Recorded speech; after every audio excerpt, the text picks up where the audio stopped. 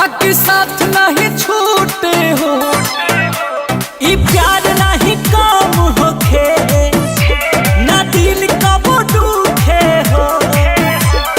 धन धन भइल जिंदगी तोहके पाए के, कि हमहू जान से ज्यादा माने ले हो अपना भाई के।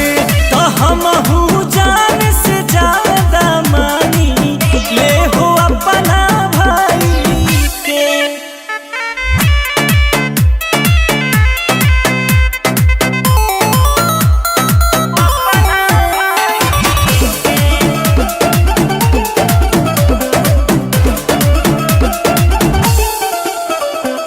भगिया हो तोहर खिल जाला, जेकरा के भाई मिल जाला, तो खुश होला मन दिल जब दिल से मिले। जान देवे वाला भाई मुश्किल से मिले, रिश्ता टूटी ना केहू देखे जमाई के, कि हमहू जान से ज्यादा मानी ले हो अपना भाई के।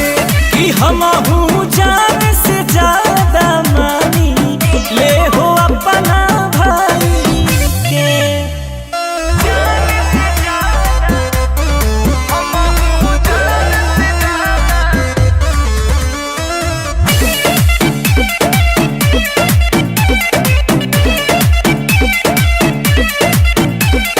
साथ बाटे जन्म जन्म के, भूली हो न कहबो तू हमके। जबले धारा दी सूरज और चांद रही हो, तोहरा चेहरा पर भाई मुस्कान रही हो। अंकुश राजा लेखा गौतम साथ निभाई के, कि हमहू जान से ज्यादा मानी ले हो अपना भाई।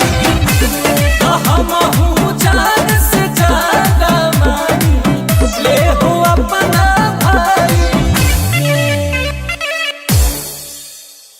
कि हमहू जान से ज्यादा मानी ले हो अपना भाई।